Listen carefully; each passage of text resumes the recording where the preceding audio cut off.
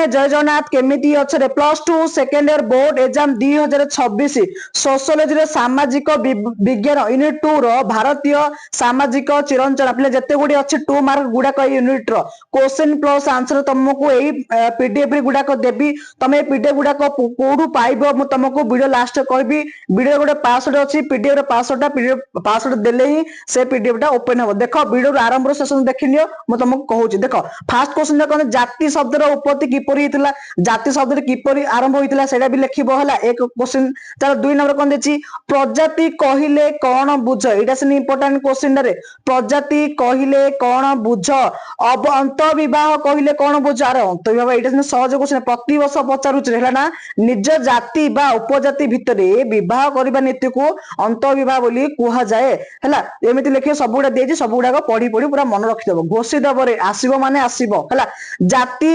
जाति व्यवस्था रे पवित्रता और अपवित्रता नीति कौन एटा से गोटे इंपोर्टेंट क्वेश्चन दा बुझलो ना ना जाति व्यवस्था पवित्र कौन अछि अपवित्र कौन अछि एटा भलो भाबरे लिखिबो हला ता सते कोन जे देखनियो प्रदंज देखो ना प्रवक्त प्रसिद्धि और अजित प्रसिद्धि कौन एटा बहुत इंपोर्टेंट क्वेश्चन दा पिला मन रखो 5 नंबर ता सते कोन जे इलम इलम कहिले कौन बुझरे अरे इलम कहिले कौन बुझ एटा से गोटे लिखिबो आंसर देछि देखि नबो टिके हला तारावाड और कनवान कौन एटा गोटे इंपोर्टेंट क्वेश्चन दा हला ता सते देखो को क्वेश्चन आसुची यौथ परिवार कर्तार भूमिका कौन पिला एटा वेरी वेरी इंपोर्टेंट क्वेश्चन रे यौथ परिवार कर्ता भूमिका कौन ओके ना साधारण रंधशाला और यौथ परिवार एक विशिष्ट बुझाओ देखिए एटा भी लिखिबो कौन हबो ना यौथ परिवार रे समस्त सदस्य पई एक साधारण रंधशाला थाए गोटिए चुली रे रंधा होई थाए माने गोटे चुली रे रंधा होई थाए समस्त मिलिमिशि भोजन करिथांती जहा परिवार एकतार दर्शाई थाए हला एमती लिखिबो भलो भाबरे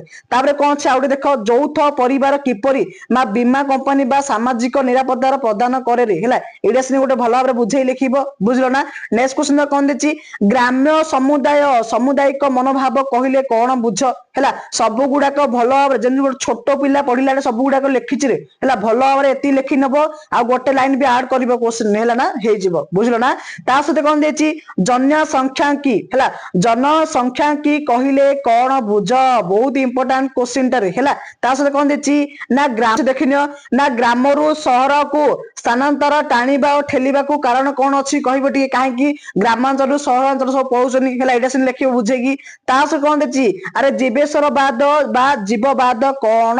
जीववाद कहिले कोन बुझ एटा सिन गोटे अछि इंपोर्टेंट क्वेश्चन ता सते कोन देछि भारत रे चारोटी मुख्य भाषा परिवार नाम लेख भारत रे चारोटी मुख्य भाषार परिवार नाम लेख एटा सिन लिखिबो बुझलो ना ता सते कोन देछि देखिनियो ना बीएस गुहार अनुसार भारतीय प्रजातिर वर्गीकरण किपरि होइछि एटा भी लिखिबो गोटे भलो भाबरे बुझेकी बुझलो ना ता सते कोन देछि देखिनियो ना कोडा गला रे एटा 16 गला बा देखो 17 नंबर कोन देछि ना नरडिक प्रजाति विषय रे कोन जानिछ एटा भी लिखिबो हला ना नरडिक प्रजाति विषय रे कोन जानो सेटा लिखिबो हला ता सते कोन देछि विभिन्नता मध्यम एकता कोन अछि अरे विभिन्नता मध्य रे एकता कहिले कोन बुझ एटा सिनी 18 नंबर टा भलो भाबरे बुझे लिखिबो रे हला ना बेसी नै मात्र 2 रु 3 लाइन लिखले मार्क पूरा 2 रु 2 मार्क थुआ पूरा हला जहा अछि ओके ना चलो नेक्स्ट क्वेश्चन कोन देछि भारतर भौगोलिक एकता किपरि बजाय रहिछि एटा सिन लिखिबो टिके भारत विषय देखिबो भारत किपरि भौगोलिक एकता बजाय रहिछि एटा लिखिबो बुझलो ना चलो आउरे कोन देछि ना आवेगम एकता कोन आवेग गमय एकता माने कोन एटा सिन गोटे लिखिबो बुझलो ना ता सते कोन देछि जाति और श्रेणी मध्य रे थिबा दुईटी पार्थक्य लिख हला पार्थक्य सिने पचाउछ रे हला ना जाति और श्रेणी मध्य थिबा पार्थक्य लिख एटा वेरी वेरी इंपोर्टेंट क्वेश्चन टा हला ना एटा वेरी वेरी इंपोर्टेंट क्वेश्चन टा जाति और कोन श्रेणी मध्य थिबा दुईटी पार्थक्य भलो भाबरे लिखिबो ओके ना ग्राम्य शहर संयुक्त को कोन कुहा जाय रे